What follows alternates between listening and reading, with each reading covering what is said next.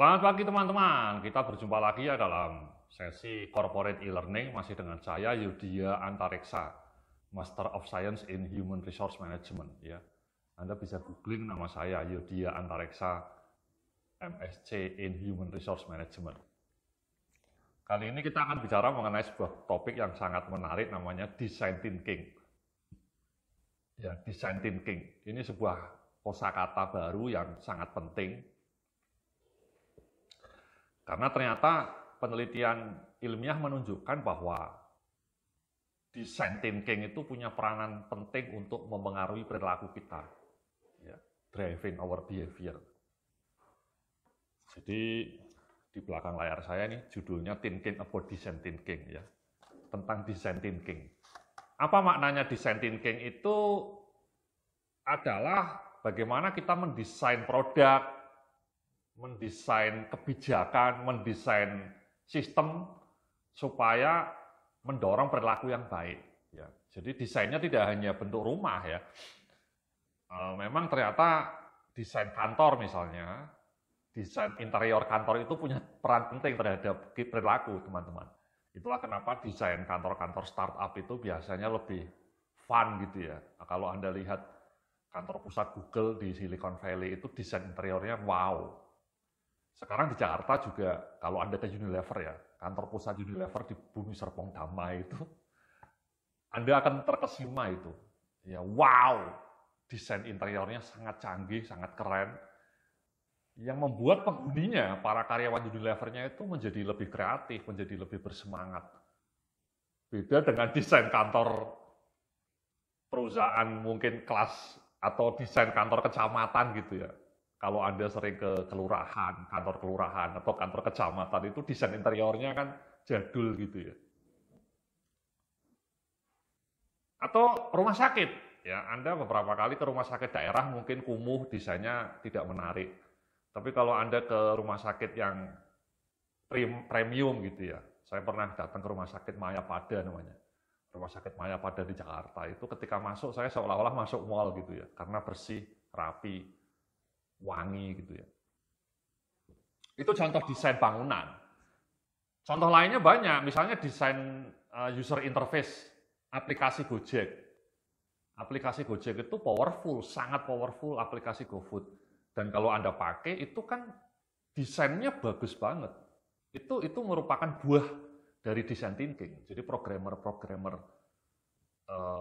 Android, Gojek, aplikasi GoFood, ya, aplikasi iOS-nya itu ketika merancang aplikasi GoFood sama Gojek itu menggunakan pendekatan design thinking.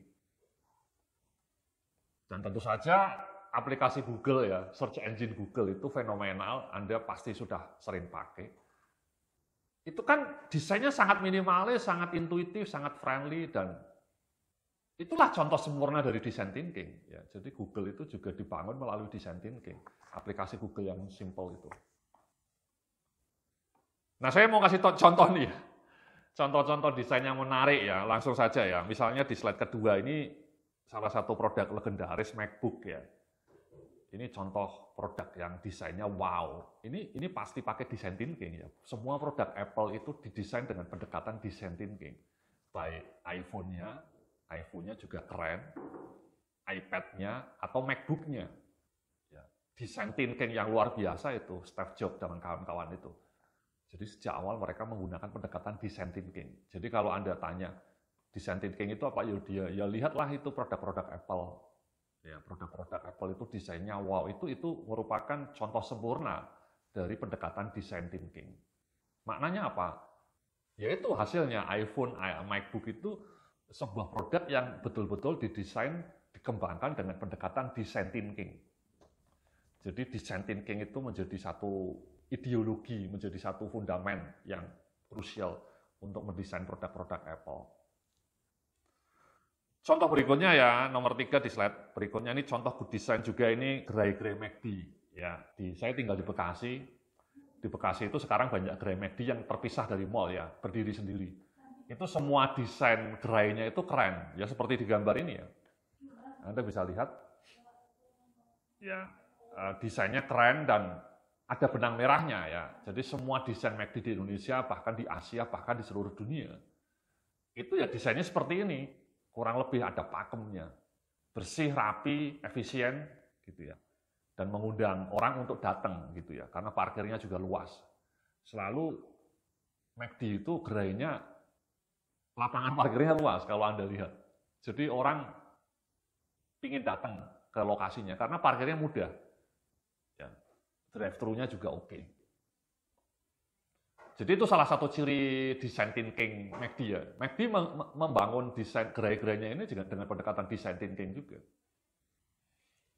Kemudian contoh berikutnya adalah ini ya, mobil Honda HR-V ya. Ini juga menjadi best selling car ya, best selling. Honda itu juga kalau mendesain produk juga keren-keren. Ya. Dan salah satu yang paling keren menurut saya ini ya, Honda HR-V ya. Ngomong-ngomong mobil Anda apa ya? Kalau saya mobilnya Honda juga, tapi yang BRV, yang 3 baris. Ya. Oke. Nah berikutnya ini saya tadi bilang, ya contoh good design yang fenomenal, ya juga Google ya. Anda bisa lihat user interface Google itu sangat legendaris, sangat minimalis, tapi justru karena minimalis itu orang suka. Beda banget dengan user interface-nya Yahoo atau Bing gitu ya. Atau search engine lainnya itu kan penuh dengan banner, penuh dengan gambar-gambar. Aduh, itu membuka aja sudah capek gitu ya, lihat berbagai gambar ya. Kalau ketika Anda buka search engine Google itu kan fokus, simple, intuitif. Itu luar biasa itu. Nah, desain Google yang fenomenal ini ya juga dibangun dengan pendekatan design thinking. Ya, jadi dari contoh-contoh yang saya berikan barusan, Anda bisa langsung segera mengetahui betapa pentingnya design thinking. Ya. Nah, cuman memang ternyata sebenarnya tidak hanya dalam produk ya, tidak hanya dalam gedung ya, tadi McD gedung, yang lainnya produk. Tapi design thinking itu nanti juga bisa kita terapkan untuk mendesain sistem di kantor Anda, mendesain interior ruangan kantor Anda, mendesain poster, mendesain banner, mendesain kebijakan gitu ya. Jadi semua bisa diterapkan. Jadi sekali lagi design thinking itu tidak hanya semata masalah produk. Design thinking tidak semata hanya masalah mendesain rumah, mendesain interior, mendesain produk. Tapi juga bisa Anda gunakan untuk mendesain apa saja. Termasuk mendesain kebijakan, mendesain sistem kerja, mendesain SOP, dan seterusnya. Gitu ya. Nah, tadi saya sudah ngasih contoh good design ya. Nah, ini yang bad design ya. Contoh bad design ini di halaman slide nomor 6 Anda bisa lihat ya. Ada toilet, di dalamnya ada klosetnya 2. Ini arsiteknya konyol ya. Jadi bikin WC 2 bersebelahan. Jadi kalau ada orang beol, BAB itu bisa ngobrol ya. Mereka ngurumpi, gosip sambil BAB. Tapi ini menurut saya ya desain yang agak konyol ya. Ini contoh bad design teman-teman. Dan banyak di kantor itu. Orang-orang mendesain ruangan, mendesain, ini ekstrim ya, contohnya ekstrim ya, tapi dalam kadar yang lebih medium itu banyak kantor yang desainnya itu tidak bagus. Ya. Ini contoh desain ekstrim yang jelek. Contoh berikutnya ya, contoh bad design berikutnya ini di halaman 7 itu sama ya, Anda lihat itu sangat tidak fungsional ya, sendoknya kok ada tutupnya, itu kan nggak bisa dipakai ya. Atau pancinya itu gagangnya itu bersebelahan, itu kan susah diangkat. Kalau panas, kalau airnya mendidih, Anda memegang dengan cara kayak gitu pasti akan tumpah. Sekali lagi ini contoh betapa konyolnya sebuah desain yang tidak dibangun melalui pendekatan design thinking. Dan kita banyak menemui seperti ini ya, di kantor-kantor pemerintahan mungkin, di kantor-kantor Anda banyak ruangan atau kebijakan yang didesain dengan tidak sempurna.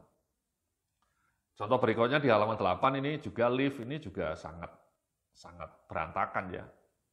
Ya, angka-angka liftnya tidak banyak, tidak jelas ya, jadi susah orang pakainya. Ini juga contoh bad design. Nah yang berikutnya ini tentu ya, Anda sering melihat poster seperti ini ya, poster pejabat tuh banyak sekali sampah visual kita menyebutnya ya. Di pohon-pohon, di banyak jalan raya itu papan reklame pejabat, posternya itu jadul kayak gini. Sangat banyak, itu namanya sampah visual. Ya, tidak didesain dengan desain thinking. Jadi banyak banget sampai hari ini kementerian-kementerian, dinas-dinas, semua pemprov itu kalau bikin poster ya kayak gini, kualitasnya sangat rendah gitu ya, mengecewakan. Atau yang berikutnya ini ya, di halaman 10 sama ini. Ya, fontnya tidak jelas. Ya, gambar pejabatnya menonjol. Ini orang pemerintah itu kalau bikin desain kayak gini kelasnya. Saya suka gregetan gitu ya. Jadi menurut saya kementerian-kementerian, dinas-dinas daerah itu harus segera meng-hire seorang desainer ya. Kan sekarang murah, banyak desainer freelancer yang murah, yang banyak menjual jasanya di internet. Ya. Paling satu desain 100.000, tapi mereka disuruh mendesain poster COVID misalnya, atau poster peringatan apa, itu saya yakin mereka posternya akan keren. Contohnya Anda bisa lihatlah iklan-iklan Tokopedia. Tokopedia kan sekarang punya banyak papan reklame ya di jalanan ya. Itu kan desainnya selalu keren, warnanya hijau. Jadi dalam dunia iklan itu dikenal adanya copywriting guide atau advertising guide. Jadi mereka nggak sembarangan. Misalnya kalau Anda lihat iklan papan reklame billboardnya Tokopedia itu semua sama polanya. Warnanya sama, pilihan warnanya nggak boleh beda. Pilihan fontnya nggak boleh beda. Jadi saya pernah membaca buku panduan iklannya Coca-Cola itu tebalnya 500 halaman. Jadi 500 halaman. Panduan Starbucks itu 500 halaman. Jadi semua gerainya warnanya harus seperti ini. Jadi warna saja nggak boleh sembarangan. Nah bayangkan bandingkan dengan desain poster seperti yang Anda lihat di belakang saya ini. Ini kan berantakan. Ya. Sebuah poster yang sangat jauh dari prinsip design thinking. Oke, nah saya tadi sudah ngasih contoh ya. Jadi di halaman berikutnya ini saya bilang bahwa design thinking itu juga bisa memicu behavior change, teman-teman. Ya tadi contohnya sederhana, ketika Anda lihat gerai McD, itu kan bersih, rapi, efisien. Dan penelitian menunjukkan anak-anak remaja, anak-anak kecil itu ketika melihat gerai McD itu langsung di otaknya itu ketika di scan ya, di MRI itu otaknya langsung ini menyala-nyala, seolah-olah dia ingin segera masuk ke dalam gerai McD itu. Itu kan powerful. Jadi sebuah bangunan bisa menjadi magnet. Ya. Sebaliknya kalau Anda lihat poster yang tadi buruk tadi gitu ya, ya jangankan menyerap maknanya, membaca aja sudah males. Ya poster mengenai COVID, poster mengenai anjuran pakai masker, itu yang muncul gambar pejabatnya. Itu kan antitesa, mau mendorong orang untuk rajin masker, tapi posternya saja sudah bikin mual gitu ya. Itu contoh betapa desain itu sangat punya peran terhadap perilaku kita. Ya nanti saya tunjukkan lain ya. Ini berikutnya nih ya. Ini prinsipnya ini. Jadi perilaku kita itu amat dipengaruhi oleh desain dan konteks lingkungan di sekitar kita. Good design drive good behaviors, bad design drive bad behavior. Mendesain ulang situasi sekitar amat membantu proses perubahan perilaku dalam diri kita. Ya jadi tadi saya ngasih contoh-contohnya ya. Saya mau ngasih contoh nih. 3 contoh betapa desain itu sangat punya peran terhadap perilaku kita. Di slide berikutnya ya, di slide 13 nih, saya cerita buying behavior change. Ini ada sebuah studinya teman-teman. Jadi kalau gerai kayak Indomaret, kayak Alfamart, menaruh aqua atau air mineral di depan kasir, itu maka penjualan air mineral pasti akan meningkat drastis. Ya, jadi ternyata mendorong orang untuk minum air mineral. Air mineral kan air yang paling sehat ya. Jadi semua ahli gizi bilang kalau Anda itu sebaiknya banyak minum air putih. Air putih ya air mineral. Kurangi minuman-minuman yang manis, kurangi kopi yang dalam botol atau teh kotak. Itu semua manis yang tidak sehat. Nah, ketika penelitinya mencoba melakukan eksperimen, di dekat kasirnya dipajang air mineral yang banyak. Itu ternyata penjualan air mineralnya meningkat drastis. Dan sebaliknya, ketika yang didekatkan kasir itu minuman Coca-Cola dalam kaleng atau minuman macam-macam itulah ya, teh boba dalam kaleng, kopi, kenangan dalam kaleng, didekatkan kasir, itu penjualan minuman-minuman manis itu juga akan naik drastis. Jadi penelitian mengatakan Kalau Anda mau mengubah perilaku orang itu sederhana, dekatkan minuman-minuman yang sehat dengan posisi kasir. Dan jauhkan minuman-minuman soda yang tidak sehat itu, yang banyak gulanya itu. Anda tahu misalnya satu minuman manis itu pernah diuji gulanya sampai 8 sendok, teman-teman. Ya satu minuman botol ya kayak teh manis-manis itulah ya, yang orang-orang rasa manis-manis itu ketika diteliti gulanya tahu nggak 8 sendok. Itu kan amazing, itu merusak itu. Anda minum tiap hari gula 8 sendok, itu Anda akan kena diabetes. Jadi penelitian mengatakan alih-alih memberikan nasihat-nasihat melalui poster itu tidak usah. Anda cukup mendesain ulang tata letak minuman. Jadi di dalam gerai-gerai itu kalau bisa diwajibkan. Misalnya ya, ini yang mungkin tugasnya pemerintah ya. Ngasih kewajiban kepada gerai Indomaret, Alfamart, atau yang lainnya. Supaya minuman yang ditaruh di dekat kasir itu harus minuman yang sehat. Yakni air mineral, apapun mereknya ya. Dan jangan jauhkan minuman-minuman manis itu dari jangkauan mata. Sekarang kan sebaliknya teman-teman, karena mereka berani bayar ya. Kan produsen-produsen minuman air manis itu iklannya tinggi, iklannya di televisi gila-gilaan. Dan mereka sering mau bayar Indomaretnya supaya ditaruh di paling depan. Jadi itu kan memang ada fee-nya teman-teman ya. Anda mau naruh minuman di dekat kasir itu ada fee-nya.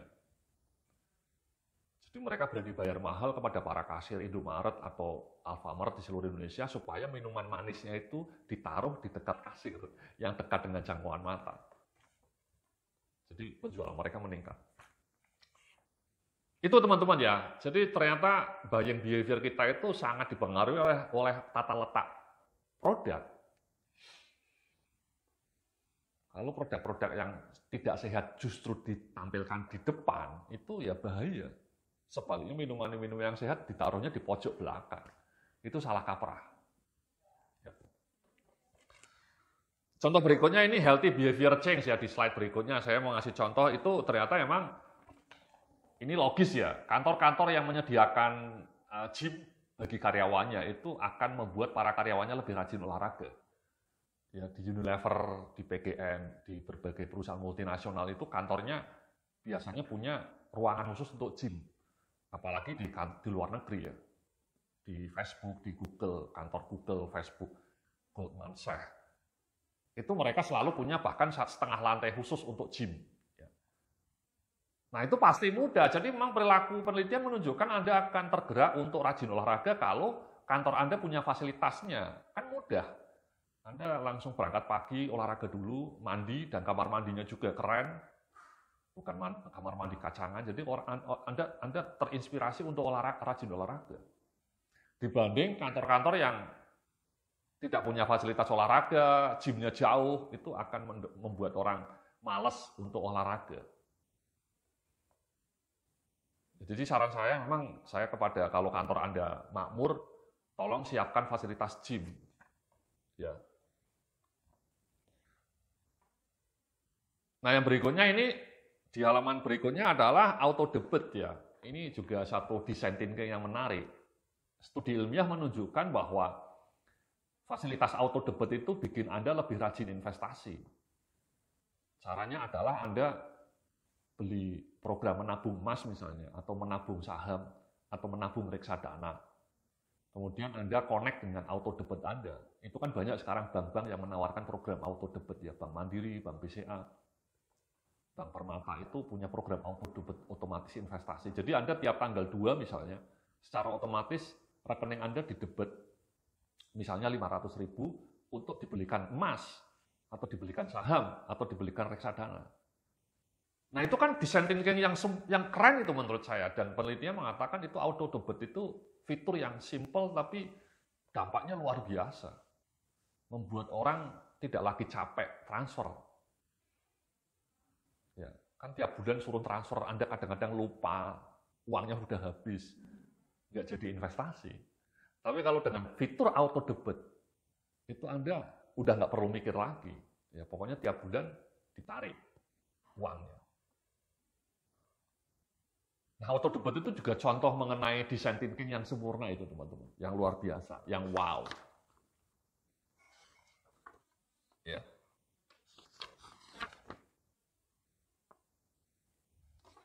Nah, saya mau ngasih contoh nih ya. Jadi ini di slide berikutnya nih saya bilang ya.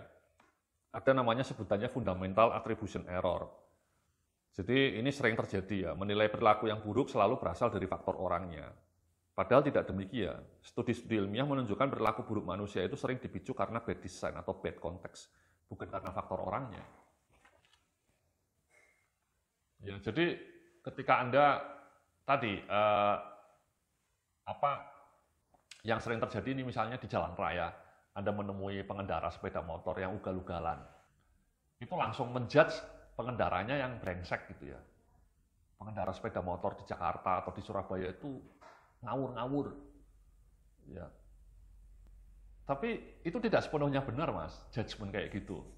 Kenapa? Karena orang yang sama ini, orang yang Anda judge sebagai pengendara yang konyol, yang brengsek itu, ketika disuruh mengendarai mobil misalnya, di jalanan Singapura ya misalnya, orang ini berubah total menjadi orang yang sopan. Ya kenapa? Karena faktornya yang membuat dia berangasan apa ya? Ini sepeda motornya. Ya, sepeda motornya dibiarkan di jalanan dan kemudian ya sepeda motor bisa ini ya teman-teman ya, bisa goes-goes gitu ya, terobot-terobot. Tapi kalau Anda di jalan tol naik mobil, kecil kemungkinannya Anda akan cerobot karena semua teratur. Apalagi jalan tolnya di Singapura yang ketat gitu ya aturannya, yang juga jalurnya tepat. Jadi saya selalu bilang sopir mikro mini yang di Jakarta yang ugal-ugalan itu kalau dipindah ke Singapura, suruh nyetir taksi di Singapura, akan berubah total. Jadi bukan orangnya yang brengsek, tapi lingkungan, situasi sekitarnya yang membuat orang itu menjadi brengsek. Kalau situasinya diubah, orang akan berubah total. Contohnya misalnya saya naik sepeda motor di Kalimalang, itu mungkin ya ugal-ugalan juga ya, karena kan pakai sepeda motor kan mudah saya cerobot-cerobot gitu ya, masuk trotoar. Itu bukan karena pengendaranya jelek, Mas. Jadi kadang-kadang di media sosial itu langsung ketika ada pengendara sepeda motor naik ke trotoar langsung menjudge pengendara sepeda motornya buruk, tidak beradab, ngawur. Tidak, itu namanya fundamental attribution error, Mas. Kita menyalahkan sesuatu kepada orangnya langsung. Itu salah besar menurut para peneliti. Yang membuat dia masuk trotoar karena sistemnya tidak ada, sistem transportasi di tempat Anda buruk. Sehingga membuat orang bisa mengendarai sepeda motor di jalanan dan dengan mudah bisa masuk trotoar. Kalau pendekatannya desain thinking yang diubah bukan perilakunya, Anda ngomong sampai lebaran kuda ya orangnya akan seperti itu. Kalau sistemnya tidak didesain dengan pendekatan yang lebih safe gitu ya. Kalau di Singapura, di kota-kota maju kan jalurnya ada khusus, sepeda motor juga dibatasi, ya. Mereka menyediakan transportasi publik, selesai. Jadi bukan orangnya yang salah, Mas, Mbak-mbak ya. Yang salah desain situasinya yang membuat perilaku konyol itu bisa muncul. Jadi menurut para desain thinker, nggak usah marah-marah sama pengendara sepeda motornya, nggak usah, itu useless. Yang harus kita lakukan adalah mendesain jalan raya supaya orang-orang tertib dengan sendirinya. Misalnya dikasih pembatas, atau kemudian bahkan ya kalau menurut desainernya sepeda motornya harus dibatasi ke jalan-jalan tertentu. Jalan-jalan yang ada pedestriannya dilarang dimasukin sepeda motor, itu kan selesai. Itu namanya desain kebijakan. Atau bahkan di Belanda itu jalurnya khusus untuk para sepeda. Bahkan sepeda motor dilarang di Belanda, di Amsterdam, di Nederland, di Rotterdam itu yang dinomorsatukan pengendara sepeda ontel. Jadi kalau Anda ke Belanda, tiap pagi orang-orang pakai jas, naiknya sepeda. Jadi itu, kenapa Belanda bisa seperti itu? Karena desain jalan rayanya diarahkan untuk pengendara sepeda ontel. Jadi dia tidak marah-marah, dia bukan menjudge sepeda motor ya. Itu namanya fundamental attribution error, Mas. Ya, jadi kalau dalam pendekatan design thinking itu judgement yang salah. Yang harus kita pikirkan adalah desain ruangannya, desain jalan rayanya, kebijakan transportasinya. Nggak usah mikir perilaku orangnya, itu another story. Nah di Indonesia sangat banyak orang terjebak fundamental attribution error ini. Terlalu mudah menyalahkan orangnya tanpa melihat konteks situasi sekitarnya. Oke, nah berikutnya nih ya, saya mau ngasih tahu mengenai contoh desain yang mendorong bad behavior change. Ya. Ada 3 contoh nih. Yang pertama adalah smartphone. Adalah produk yang didesain dengan smart design thinking dan amat sukses melahirkan fenomena smartphone addiction. Nah ini mas, ya sama. Ini Anda jangan mudah. Orang-orang sekarang semua terlalu sering main HP, terlalu sering main gadget. Bahkan kadang-kadang ketika ketemu teman-temannya mereka sibuk main HP masing-masing. Misalnya ada keluarga makan malam. Ketika makan malam, semua sibuk dengan HP-nya masing-masing gitu. Dan itu sering terjadi di sekitar kita. Anda mungkin juga mengalaminya ya. Anda terlalu sering main HP. Yang salah bukan Andanya, Mas. Bukan kitanya. Tapi yang hebat adalah desainer smartphone-nya. Sehingga dia bisa menciptakan satu gadget yang membuat orang ketagihan. Ya. Jadi menurut saya yang jenius itu orang yang bikin TikTok, orang yang bikin YouTube, orang yang bikin Instagram. Sehingga semua usernya keranjingan, ketagihan main TikTok, lihat YouTube, lihat Instagram. Jadi dalam konteks design thinking itu sangat berhasil. YouTube, Instagram, TikTok itu sangat sukses. Dia menciptakan produk yang membuat orang ketagihan. Siapapun orangnya. Ya. Sehingga sekarang kita lihat jutaan orang menghabiskan waktu berjam-jam di depan smartphone. Itu contoh design thinking yang sukses, tapi dalam tanda petik, sukses melahirkan somehow perilaku yang tidak produktif. Ya. Banyak orang menghabiskan waktu berjam-jam main HP, main media sosial, main game online, itu kan tidak produktif. Tapi dari sisi design thinking itu mereka berhasil, sangat berhasil. Kan konsep design thinking itu adalah menciptakan produk yang membuat orang ketagihan, yang membuat orang suka melakukannya. Mendorong orang untuk terus-menerus melakukannya. Nah bayangkan kalau kita bisa mendesain design thinking itu untuk perilaku yang baik, bukan untuk perilaku yang tidak produktif. Ya. Jadi saya selalu bilang itu bahwa YouTube, Instagram, TikTok itu programmernya, developernya itu pasti sudah mahir belajar mengenai design thinking. Sehingga sukses menghipnotis ratusan juta orang di seluruh dunia untuk ketagihan menggunakan produknya.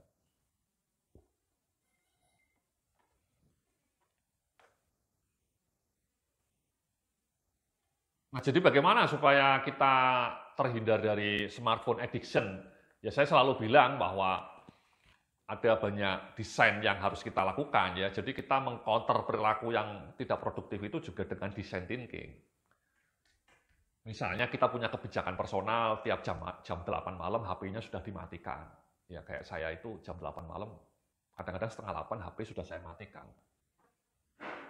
Kemudian saya ganti dengan ritual membaca buku. Jadi HP-nya saya singkirkan, saya masukkan ke laci, saya ubah dengan buku. Jadi yang di dekat kamar saya itu tumpukan buku-buku.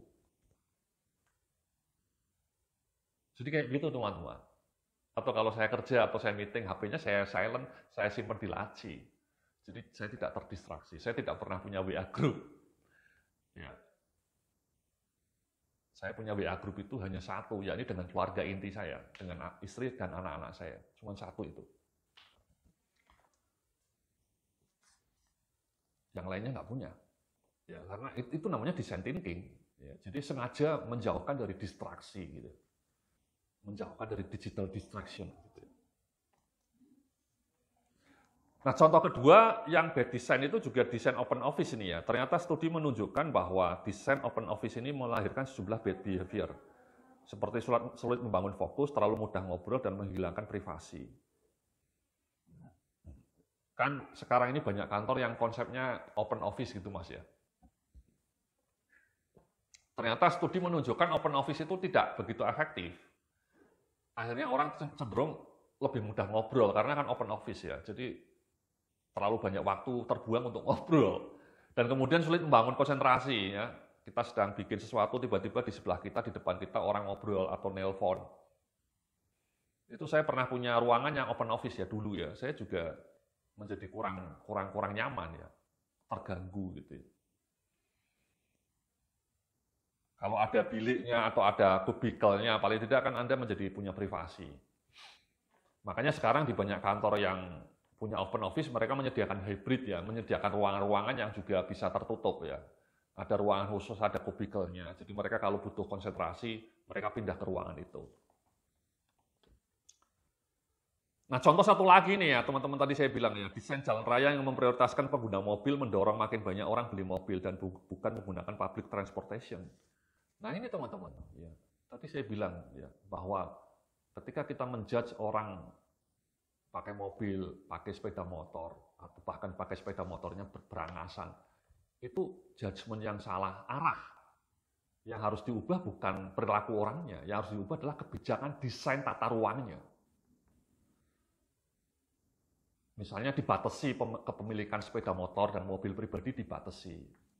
Kemudian dikasih elektronik charge yang mahal. Di Singapura misalnya untuk mengurangi penggunaan mobil pribadi itu kalau Anda masuk jalan tertentu kena fee mahal sekali. Parkirnya sengaja dibikin mahal. Jadi orang didorong untuk lari atau pindah ke transportasi publik yang memang sudah disediakan juga. MRT di Singapura kan salah satu yang terbaik di dunia. Nah di Indonesia pelan-pelan ke arah situ ya, sudah ada busway, sudah ada MRT, sekarang nanti sebentar lagi ada LRT ya, yang menggantung di atas. Misalnya saya tinggal di Bekasi nih ya, saya masih sering pakai angkutan umum ya. Tapi saya kadang-kadang kurang nyaman ya. Saya sudah sangat tidak sabar menunggu LRT diresmikan. Kan sekarang nanti dari Bekasi sampai Kuningan, sampai Sudirman saya bisa naik LRT. Itu surga bagi orang-orang Bekasi. Saya yakin ribuan atau bahkan ratusan ribu orang Bekasi yang tadinya naik mobil akan pindah naik LRT. Ya, light rapid transport system ya. Saya sudah lihat tuh relnya sudah muncul. Ya. Itu saya yakin di Cibubur muncul dari Cibubur dari Bekasi nanti ketemu di Halim terus nyambung sampai Dukuh Atas di Sudirman.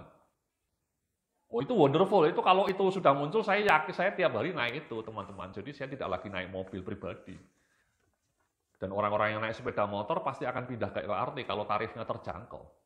Jadi itu ya teman-teman ya, jadi ketika kita melihat kemacetan di jalanan, ada orang nyerobot-nyerobot, itu bukan salah orangnya. Sekali lagi, hindari menjudge orang yang ketika di jalanan terlalu nyerobot-nyerobot. Kita langsung harus berpikir secara holistik, bahwa itu buah dari kebijakan tata ruang transportasi yang tidak based on design thinking. Oke. Nah, saya ngasih tugas pertama ini ya. Jadi assignment pertama, coba pikirkan situasi di kantor Anda dan analisis apa saja contoh bad design yang mendorong bad behavior. Jadi sekarang renungkan di kantor Anda mungkin sekarang tinggal di kantor, ya atau Anda kerja di sebuah kantor, coba Anda amati lingkungan sekitar Anda. Ya. Apa saja kira-kira desain di kantor Anda yang kurang bagus. Mungkin desain toiletnya, mungkin tong sampahnya tidak banyak tersedia, mungkin Anda tidak punya ruangan parkir yang bagus, atau mungkin desain gymnya tidak ada, ya, sehingga orang malas olahraga. Gitu ya. Apapun lah ya, apapun faktor atau elemen yang ada di sekitar ruangan kantor Anda, coba pikirkan yang menurut Anda itu desain yang buruk. Atau mungkin kantor Anda pernah bikin posternya jelek. Gitu. Di kamar mandi Anda posternya jelek, gitu ya misalnya. Tidak menarik. Itu coba renungkan. Renungkan contoh bad design di sekitar kantor Anda dan bad design itu mendorong bad behavior. Terima kasih, itulah segmen kita pertama tentang design thinking ya. Kita nanti akan lanjutkan ya dalam episode yang kedua. Oke, salam sukses, penuh kemuliaan.